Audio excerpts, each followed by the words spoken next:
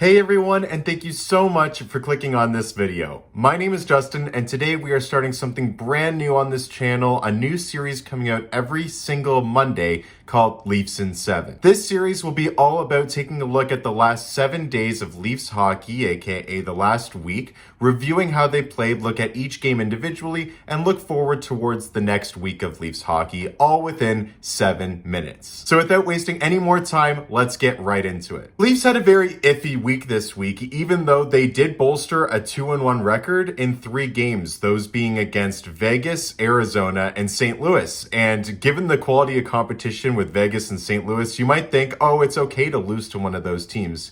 But in fact, they lost to the Arizona Coyotes, the worst team in the league, and ultimately won the other 2. We'll take a quick look into each of those games specifically. The first one here being against the Vegas Golden Knights, a game where the Toronto Maple Leafs were able to get a very early lead with a beautiful breakaway goal from William Nylander only a couple minutes into the game.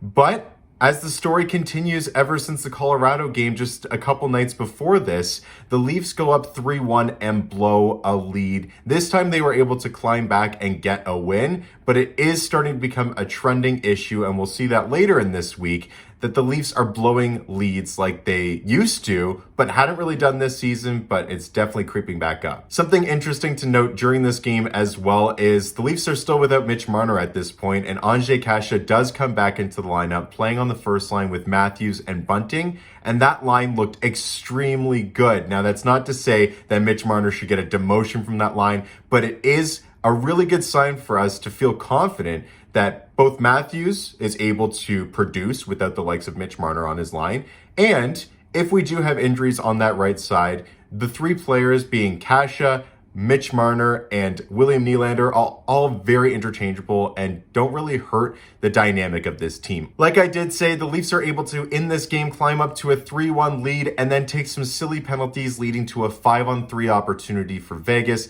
They capitalize, claw back, make it a 3-3 game, and it goes to a shootout, something I hate seeing in hockey. The NHL shootout should stick to the All-Star game, get it out of the regular season, but I mean, we were able to win it. Jack Campbell stays strong in net, makes all the saves in the shootout. William Nylander is the only man to score, finishing the night off after his breakaway goal early in the first period to then having the breakaway goal in the shootout to win the game for the Leafs. Moving on to game 2 against Arizona, a big homecoming for not only Auston Matthews, which is heavily reported anytime that the Leafs go and play in Arizona, but Michael Bunting as well. So I expected that line to be on fire. Matthews, Bunting going at full effort, and they absolutely dominated this game. The Leafs controlled the puck. Auston Matthews looked like an absolute animal out there. Probably too far of an extent. I thought that he was making some plays that were a little bit greedy because he thought he could against the worst team in the league in front of all of his friends and family. But he got away with it because he looked absolutely dominant, as did the rest of the team, completely controlling the play, completely controlling the puck, taking the vast majority of shots. But of course, Vejmelka stands on his head. He looks like a Vezina caliber goalie. As the Leafs end up losing this game 2-1, Matthews does get his goal in his homecoming and extends his streak of away scoring games consecutive with a goal to 9. But it's not enough. And in my opinion, the Leafs did a really, really good job. They deserve to win this game. You're allowed these once in a while, but the Leafs need to do a better job in games like this at crashing the net, getting more bodies in front of the goalie, getting people available for rebounds, getting that puck to the inside. It's not overly difficult to get that puck towards the slot against a team like the Arizona Coyotes, who quite frankly aren't that great built.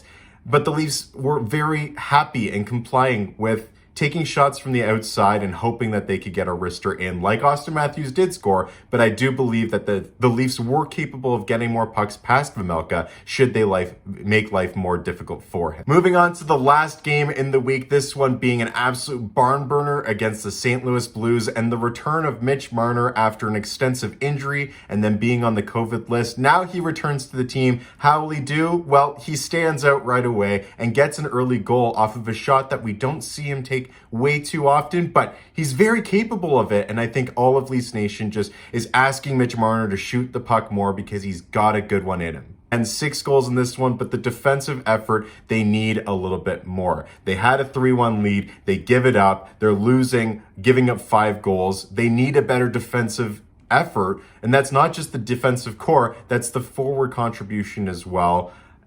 You give up another lead, you're able to climb back, but we got to do a better job at maintaining those leads without having to give up leads at all. The biggest thing that I take away from this game, though, is the Leafs need to learn how to stand up for themselves. The officiating was really bad, but I'm tired of continuing to blame the officials because they had some blatant missed calls. The Leafs have to be able to recognize in a game what's being called, what's not being called, what the other team is getting away with, because I thought in this game, what really turned the tides for the St. Louis Blues to be able to come back and take a lead was that they started pushing the Leafs around and there was no response. The Leafs have the likes of Michael Bunting, Wayne Simmons, Kyle Clifford, 3 guys that are able to bully you and make you pay for your decisions, and nobody did anything. And to be honest, I'm looking at Sheldon Keefe for this and blaming him for not getting the team more around the idea that you're not going to let the other team push you around, and you got to send a message back. When Torrey Krug pops Michael Bunting and Michael Bunting gets a 2-minute minor and there's offsetting minors,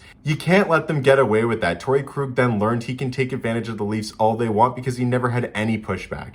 In my opinion, you put the puck in his corner, you let him get it, you give him a hard hit, and again, you're sending a message saying we're not going to get pushed around. Outside of that, the Leafs did a really good job of staying resilient. Again, Auston Matthews is able to score, making it 10 straight road games with a goal. And Ilya Mikheyev scores once again, bringing up his value. And I'll talk again about that video I made last week. I think Ilya Mikheyev is prime trade candidate right now. Open up some cap space, sell him at his high. He's a player that's not coming back in free agency. We need to be able to move him for some assets. Leaf home games continue to get postponed, and so this week we only have 2 games coming up, those being against the Rangers and the Islanders. In my opinion, I'm saying the Leafs go 2-0 in this week coming up. The real test is going to be against the New York Rangers. They've got a really hot goalie in Igor Shesterkin. They've got a team that's red hot and playing at the best of their abilities. It's going to be a really tough contest, but I think the Leafs are able to match and exceed that ability. And then the Islanders are really struggling this year. I would hope that they go into their building and are able to take advantage of a struggling team.